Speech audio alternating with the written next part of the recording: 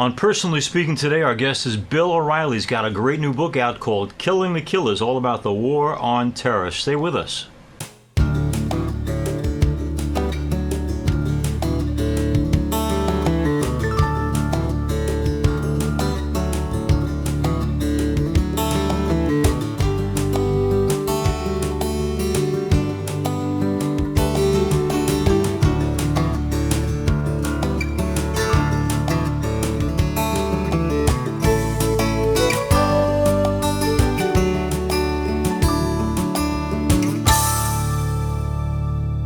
Hello and welcome to Personally Speaking. I'm your host, Msgr Lisante, and television journalist and author Bill O'Reilly joins me now.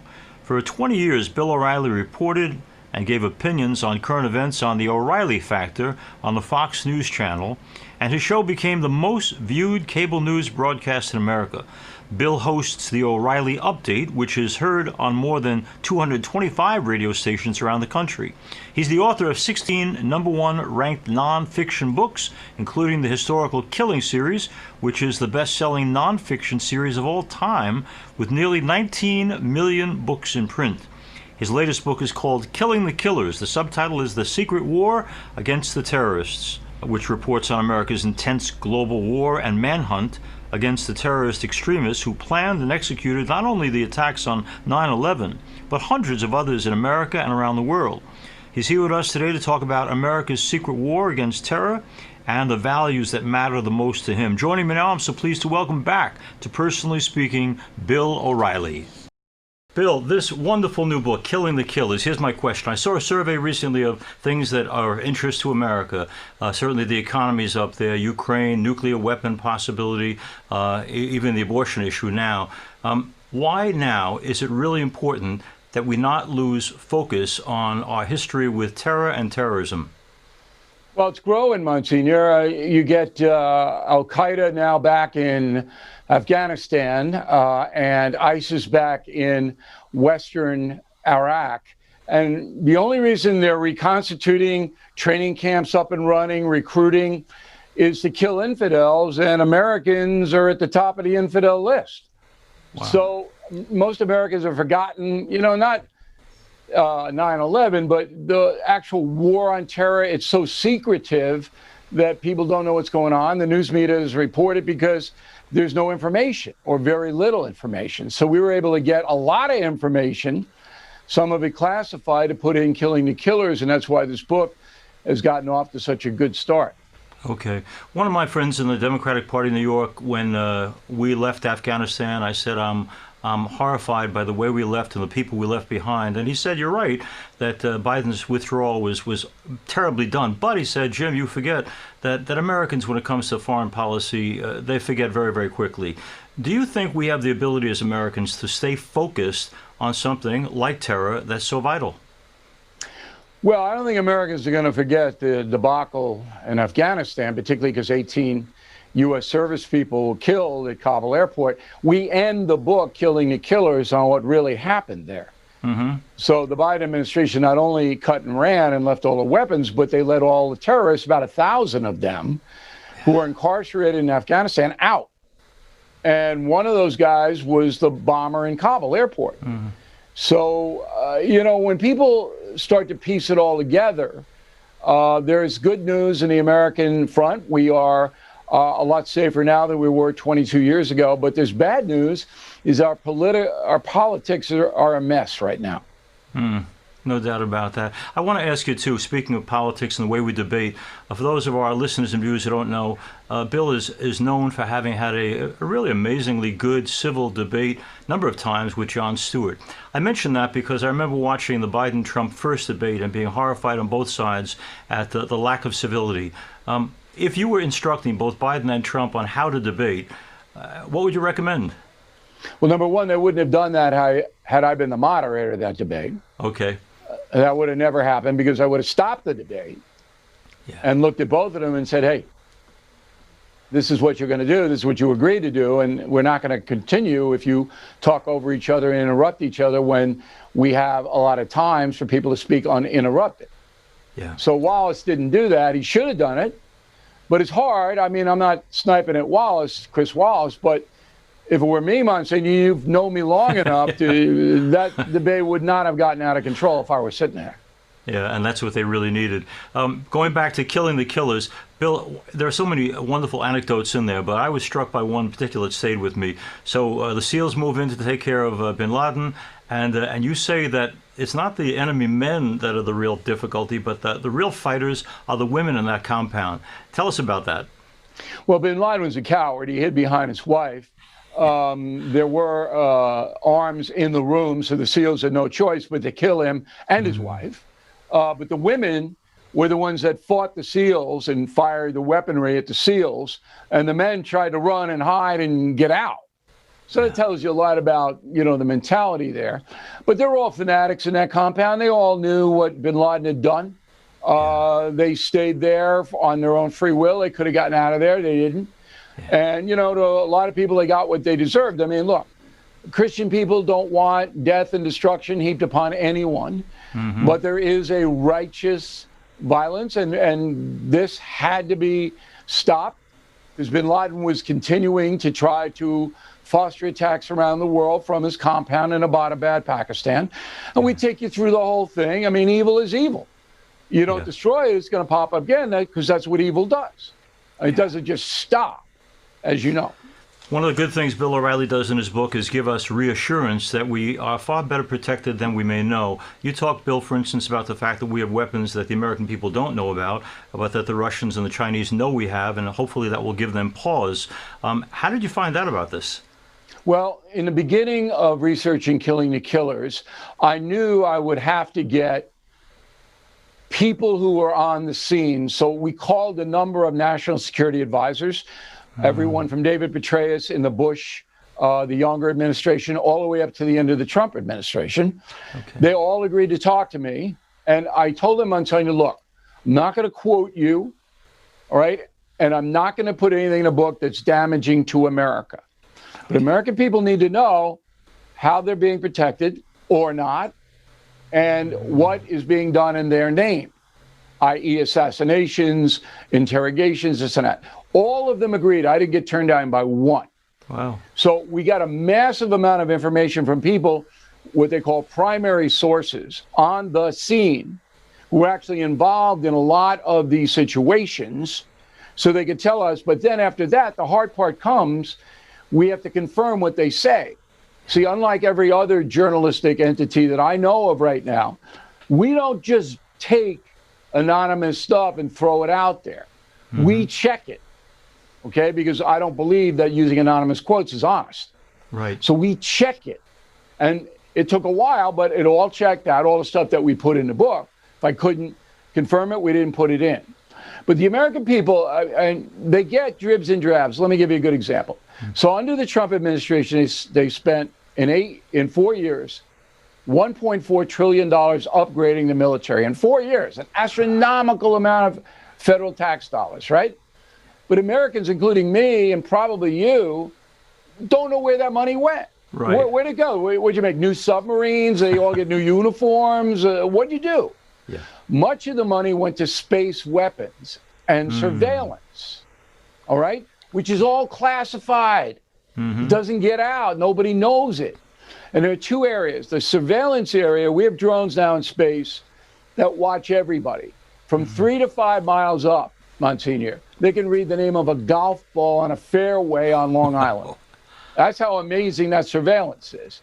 And then the weapons that we have that, as you noted, Xi and China and Putin and Russia do not have yet, all right? They can obliterate anything in 30 seconds. And they're fired from drones. They usually use Hellfire missiles. And we have Soleimani of Iran getting waxed by a Hellfire. And where do you see what happens? And then I walk you through that almost minute by minute. And he gets, boom, wiped off the face of the earth. Only thing left of Soleimani was a finger with a ring on it. That's how they identified him, because the other 7 guys with him, there wasn't anything left of them. And I have a picture of that finger and ring in Killing the Killers. Now, Bill, one of the things that I like about the book as well, Killing the Killers, is you kind of give us an individual profile of our American presidents through this whole war on terror. I kind of know the answer, but for our listeners and viewers, the least effective president, the most effective president. In the Republic? No, I'm talking about in our country, the president who fought terrorism most effectively, and the one in the terror banner. Well, Trump was the most effective by far because he invested the most money, and for him it was personal. He made the campaign, I'm going to wipe out ISIS. He did, not entirely, but really downgraded them, so they had to leave Iraq, go to Africa. They're now back, but not the way they were. So Trump was really the guy, and he, rather than micromanage it, he didn't. He let the professionals in the NSA and the CIA do it. And he okayed it when they brought, so we need to kill al-Baghdadi, we know where he is, and then Trump said, yo, go get him. Obama, for the first 6 years, was not an effective terror warrior. He pulled all the U.S. troops out of Iraq, and that led to ISIS and a horrible reign of terror that they imposed on the Middle East. But at the end, the last 2 years, Obama got a lot better because he was embarrassed by what ISIS did once the U.S. troops were pulled. Bush the younger was so caught up in the Iraq war with Saddam's forces that he almost lost sight of the bigger picture. And now we're with Biden. The good news about Biden is he has not dismantled, as far as I know, the Trump people in the CIA and NSA. So he has not gone in and fired them or moved them out, leaving them alone. The bad news is that Biden has no ability, cognitive ability, to understand a big picture in how this is an ongoing campaign that has to be coordinated. He can't really grasp that, but he does stay out of it most of the time. You know, one of the things I love about you saying what you said about President Trump, I was unaware about the $1 trillion being spent on defense. But, Bill, you know and I know that I wish we had $1 for every person who has said to us, I liked a lot of his policies. I thought he was an effective president at many levels. I just can't stand the man and the things that come out of his mouth. And let's be honest, I'm sure there are times when people have said that about you, and probably a few have said it about me. But what do you say to the person who says, I'm not sure I could ever vote for that guy because while I love his policies, I can't stand the person? Excellent question. I don't have many of these conversations because people are afraid to have these conversations with me because they think I might mock them or scorn them or whatever. But once in a while, it'll come up. And I say, what? My opening question to the people who disparage Trump, who did a pretty good job in his 4 years, if you care about the economy or the war on terror or stopping massive immigration at the border, if you care about any of that, he did a pretty good job. Okay. But I asked them, what do you want from your country? What do you want from it? And that takes it out of the personal. See? And then they'll tell me, well, I want A, B, C, D. And most of it is I want the opportunity to raise my family and to be comfortable and secure in life. That's what it really all comes down to. And I said, well, look, this guy made deals that made that very possible for you. He had a 1.4% inflation rate. That's what Trump had. Trump had COVID shutdown. And so now Biden comes in, it's at 10%, and Biden's blaming COVID and Trump. And I'm going, you see, this is the world we live in. Now, as far as Trump's personality is concerned, he's brash, arrogant, he exaggerates, he takes everything personally, everything, okay? So you either are going to overlook that and go with the guy who made the best deals in the 4 years for the country, or you're not and vote for a guy who simply can't run the government, and Joe Biden cannot. He's proven that. He's not going to get any better, Monsignor, unless there's a miracle, unless you can get Jesus down and we can kind of bring him back a little, but not at this point. I have some influence, but not that kind of influence. Let me ask you, Bill Barr was our guest last week, and one of his lines from the interview was, Joe Biden didn't win the election. Donald Trump lost the election because of that mouth. If he goes for 2024, do you see any tempering of the mouth? Yes, because economic pain is so great in this country. Now, there could be a comeback, but people are suffering now. Working people, poor people suffering. Yeah. It's like a tax. You're now being taxed 10% more today than you were 16 months ago because inflation has taken that out of your wallet. So people know that. And I think more people are more inclined to go with a guy who had prosperity, even if you don't like him, than not. But here's the thing that people understand. There are many millions of Americans that will never vote for Trump no matter what. Right. But they will stay home. They will not vote for, Biden's not going to run again, but if he did, they wouldn't go and vote for Biden like they did last time. They wouldn't vote for anyone. Yeah, I'm thinking you're right on that. Now let's I want to ask some advice here for your church, your wonderful Catholic church. I see a parallel between you and our church, believe it or not. I want to tell you how.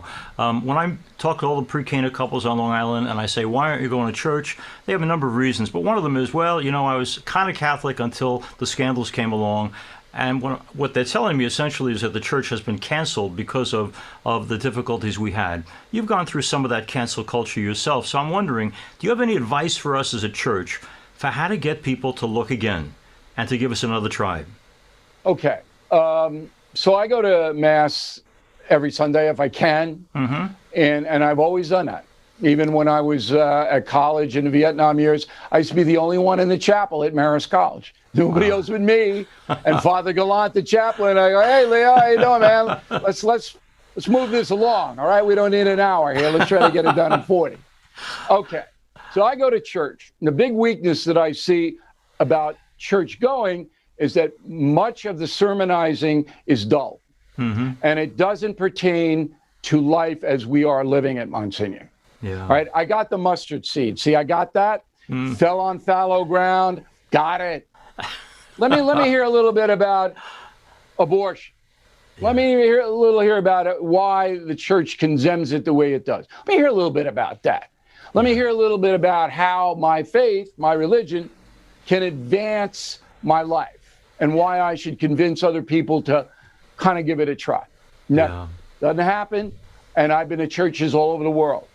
Maybe 1 in 30 sermons will deal with people's lives. Yeah. But when you're talking to people who cancel the Catholic Church because of the scandals, that's an immature view. Yeah. Because the church per se is not the theology. It's different. It's different. Okay? Here's the theology, and I wrote Killing Jesus. I think you read it. Right, I did. Yeah. This is what the theology says. This is why people follow the most famous man who ever lived, Jesus, because this is what he espoused. That's totally separate from the men running the church and how they screw things up. All right? It's totally separate. It's like the United States government under a president you didn't like, Richard Nixon, Donald Trump, Joe Biden. Well, I'm going to become a Portuguese citizen because I don't like the president. You see? Right. So that's my presentation is if you believe the theology is sound, then you participate in the theology by receiving the Eucharist, by doing the things that you feel nurture you as a human being. These other guys, you know, they do what they do. We have to afford them some respect, and I do. But believe me, my church on Long Island, they're not big fans of mine because they know what I think of their sermons. You know, and I don't make a big deal out of it. I'm not yelling at them. I'm not raising my hand going, hey, can you liven it up a little? Not doing that. Yeah. But they know that I think they should be doing a much better job. And for our listeners and watchers, I would encourage people to look at Our Lady of Lourdes in Massapequa Park, where Lisante every week makes an application between the scripture and life in 2022. Now, Bill, speaking of the personal, I had the privilege of meeting your mom. You're this icon in media, and people might think you just popped into reality, but you come from, like we all do, a particular family. William and Winifred, your mom and dad, what did they do right in raising you to make you the man you are? Well, there was a consistency of behavior, number one. Okay. So the O'Reilly family came over on my mother's side, the third ship after the Mayflower. Ah. We've been here forever. Yeah. In fact, one of my ancestors founded Charlestown, Massachusetts, where Bunker Hill is. His name's on the deed. My father's side came over in the 1860s, two twin boys, 16 years old, landed in Brooklyn. So we have a very strong tradition, and I am 92% Irish, Celtic, which is unheard of now in America. Right, right. And that's both good and bad. Okay. So my family, my mother and father, were working class people. Yeah. All right. And they didn't have any other pretensions. They accepted that children of the Depression. My father was a naval officer in World War II. Tradition, tradition, tradition. Yeah. All right. And I was a rebel as a child. My sister was the good one. I was the nuns hitting me on the head one. All right. But I did respect that tradition. We went to church. We had picnics. We went to the ball game. We lived the 1950s, 60s quintessential traditional life. I found strength in that. Mm-hmm. And there wasn't any lying. I mean, stealing, lying, using other people, unheard of. Unheard of back when I was growing up. And now it's acceptable behavior, and I think that has weakened the country dramatically. Bill, you mentioned a moment ago, we're talking to Bill O'Reilly about Killing the Killers, his latest book, a must-get for all of our viewers and listeners. You mentioned the abortion issue a couple of moments ago, and I remember once when Justice Scalia came to Long Island, we were talking, and there was another justice who had seemingly been pro-life until he wasn't, when Casey versus Planned Parenthood happened. And I said, what happened to this guy? And Scalia said, Georgetown happened. Elite society happened. He didn't want to be rejected by the people who were in power in Washington by turning abortion into something illegal. I mention that because now we have this leaked document and a lot of pressure on those justices who seemingly want to overturn Roe versus Wade. Do you see people, because of popular opinion, judges specifically, changing their vote back to enhancing or standing by Roe versus Wade? Well, look, there's a tremendous amount of societal pressure because of the media's pro-choice posture, all right? Right. Particularly on younger people. So if you're in college at Harvard, where I attended, and you are pro-life, you're ostracized. And you are ostracized. All right? So you are put in a penal colony of thought because you may believe that life begins at conception and you don't want to execute an unborn child. So for holding that pretty benign, positive point of view, you are scorned. One of the things that gives me comfort is when I go to the March for Life in Washington, overwhelmingly it's young people who are doing that march. So maybe young people do get the unfairness of abortion. But Bill, people may or may not know you are a dad. Do you have any insight for parents, grandparents watching a show like this on how do we share and plant good seed in our own kids? Well, I talk to my kids about everything. Okay. I mean, every issue comes up. I said, all right, what do you think? And I listen to them. Now, because they're dopey kids, their opinions are dopey. It just goes with the dopey kid territory. But I listen, and then I start to throw things out. But I make it fun. I mean, my daughter is always, oh, you're lecturing. But I try to make it fun. In fact, when I take my son to Mass, my daughter's at law school now. And I did this on Sunday, last Sunday. And the sermon was from an African priest, nice guy. You couldn't understand a word he said. Not one word. All right? So I took my son out and we discussed what the gospel was, me and him. Yeah. and how it pertained. And I don't mind walking out, and then I timed it perfectly. I came back, and they were saying the Apostles' Creed, and I was okay. But I'm not going to sit there. I don't understand the guy, and I like the guy. I know the guy, but you can't understand him, and there are no subtitles, Monsignor. So that's what we do. I engage the urchins. So it's a good back and forth.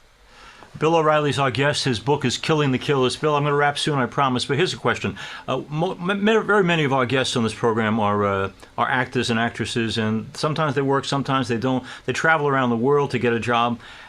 That's not just actors and actors. I was amazed when I looked up some bio on you that we think of you as this god of the media in the years at Fox, but you went from place to place. You tried and tried again. Were you ever given to discouragement during this? Sure. Yeah? Oh, yeah. Listen, it's a hard road from somebody from Levittown, no uncle in the business. I know I had white privilege, but I can't quite figure out how that got me. So I worked my way up. I went to Scranton, Pennsylvania. I started there. Then I went to Dallas, to Denver, to Hartford, Connecticut, started my anchoring. Then lucky enough to get to New York in 5 years. And then I just moved up, worked really hard. But I always knew I wanted to be a national guy. I wanted to use the talents that God had given me. And I was willing to make a sacrifice to do it. I want to thank Bill O'Reilly for being with us, and I hope our listeners and watchers will get Killing the Killers. This is, I think, Bill, right, your 11th book on the Killing series. And like all of them, what I love about it is how eminently readable it is, and also that sense that every reader gets that, like, you are there, as Bill is not just telling you what happened, but you'll walk through with the reader what's going on. It's great writing. It's great stories, and as you said, it's something we need to know more about. Killing the Killers, Our War on Terrorism. Bill, thanks for your honesty, your directness. You're an amazing man, and we're praying for you all the time. Thank you, Monsignor. That means a lot. We'll talk soon, I hope. Thank you. Take care, my friend. Bye-bye. I want to thank you all for being with us on our program today. If you'd like to reach me or have questions or comments, please write to personallyspeakingpodcast@gmail.com. You can also get past episodes by going to YouTube, searching under Personally Speaking with Monsignor Jim Lisante, and please don't forget to click like and subscribe. Personally Speaking is also available as a podcast on personallyspeakingpodcast.buzzsprout.com. We're also on Facebook at Personally Speaking with Monsignor Jim Lisante, and we're also now on Instagram at Personally Speaking Podcast.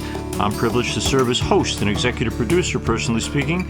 Our producer is Lisa Jandovitz. Thanks so much for joining us. We'll be with you again next time on Personally Speaking.